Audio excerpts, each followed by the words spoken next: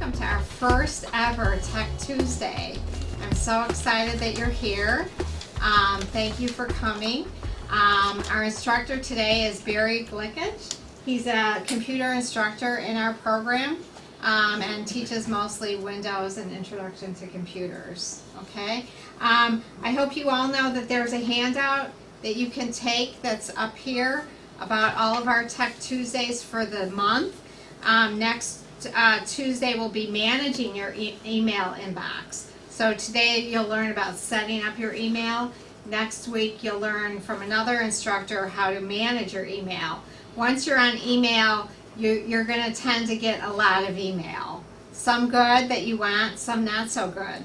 So, just like you get unwanted mail in the actual mailbox, you get that with email too. So it's important to know how to manage your email so you can only read the ones that are important to you, okay? The next Tuesday, July 21st is LinkedIn, and then the following one is Facebook. So every month we'll have a sheet like this for all the different Tech Tuesday topics, okay? Okay, well, without further ado, here's Barry. Well, welcome. Today is we're talking about getting started with an email account, and we're going to be using Gmail for our examples and for setting up an account. And when you walk out of this room, hopefully you will have an email account. So let's get started. A little bit of background. What good is email? Well, you're here, so you're at least interested enough to ask the question.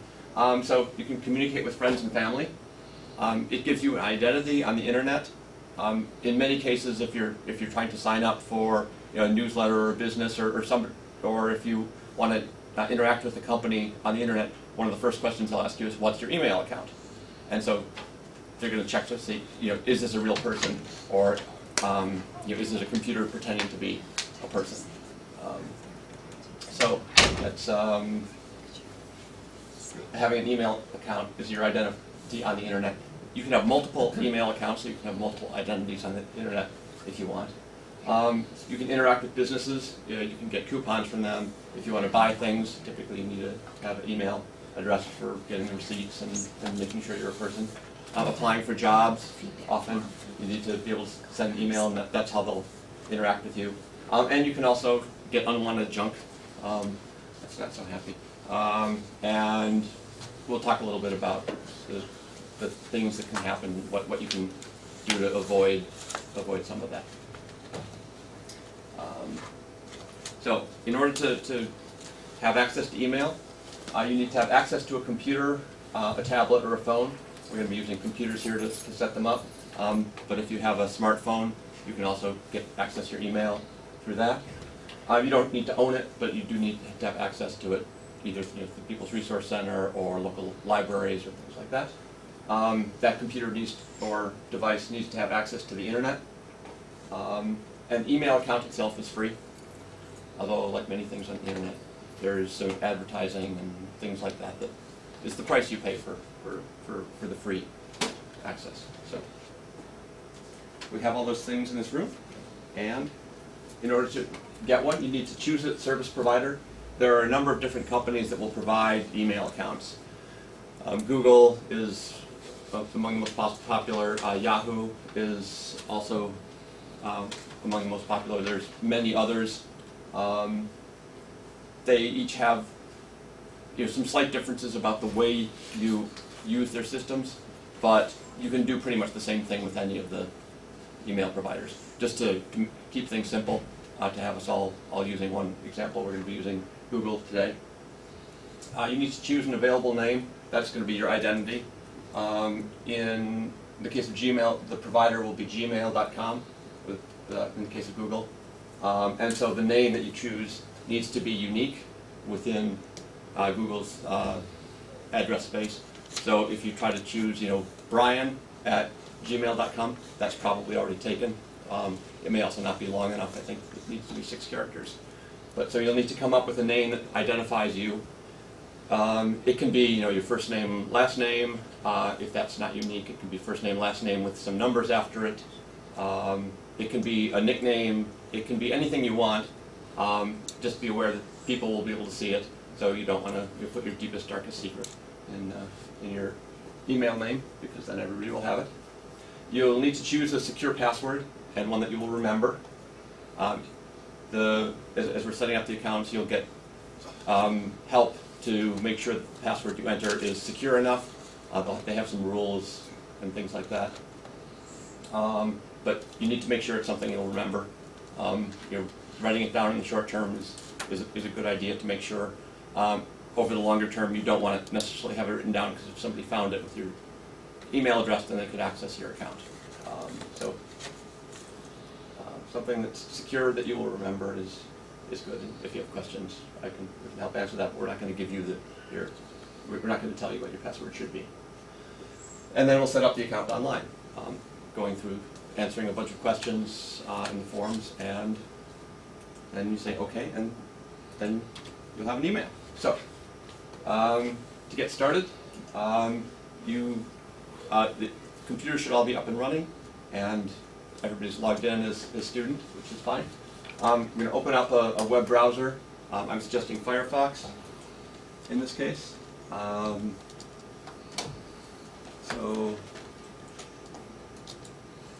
Firefox is the orange thing that's on your desktop. If you double click that, hopefully it won't ask too many questions about things. You can make that full size by hitting the square in the upper right hand corner, just next to the red X. And then in the address bar at the very top, at gmail.com. And then up at the top there's something that says create an account. Okay, so if we've all clicked on create account, it's going to ask some questions. Make this a little bigger for you to help see. And so the questions we're going to be answering are on the right side of the screen.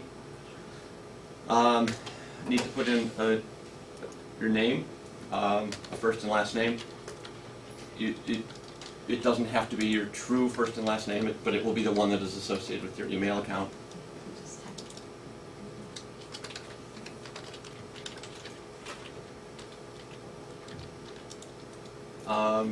And in the next box, it asks you to choose your username. Again, if I put in something that's too short, it will tell me to choose one between 6 and 30 characters. If I choose one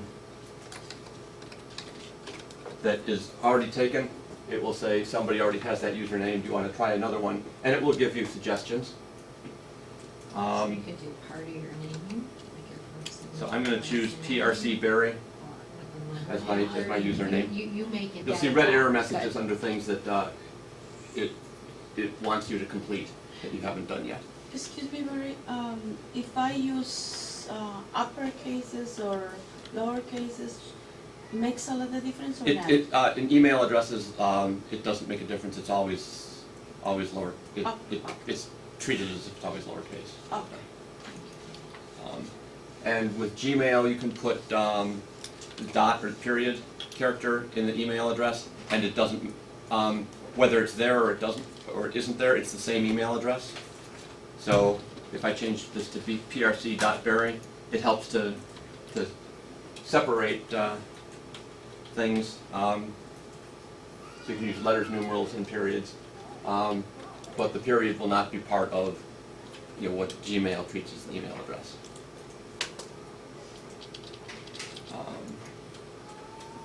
So then for the password, it needs to be at least 8 characters. And they suggest don't use a password from another site or something too obvious.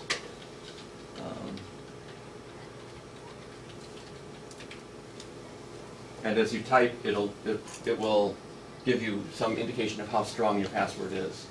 And it says use at least 8 characters. And so I've put in enough characters that they've said, okay, and enough variance in the characters I'm using with letters and numbers and things, that it says, okay, that's green, it's strong, it's good. So you have to Maybe do something.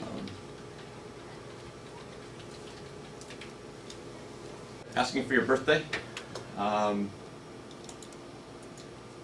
and you can't leave it empty. You have to know what it is. You have to tell them what it is, and you should probably remember it, because if you do forget your password, they're going to want to make sure you are who you say you are, and so they're going to ask you some of these other questions. So they may ask you, and what's your birthday? And if you made up a birthday, oh, let's call it July 7th, because that's the day I created the email account.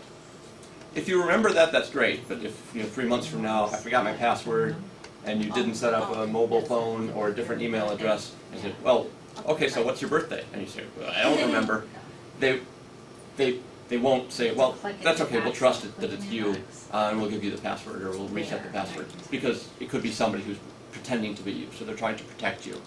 And that's what some of this information up here is for. Go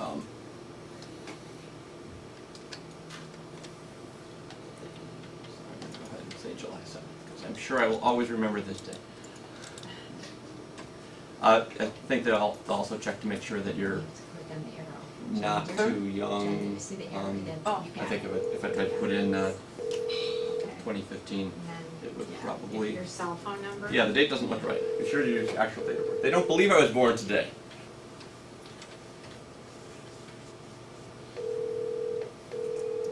You need to choose a gender, male, female, or other.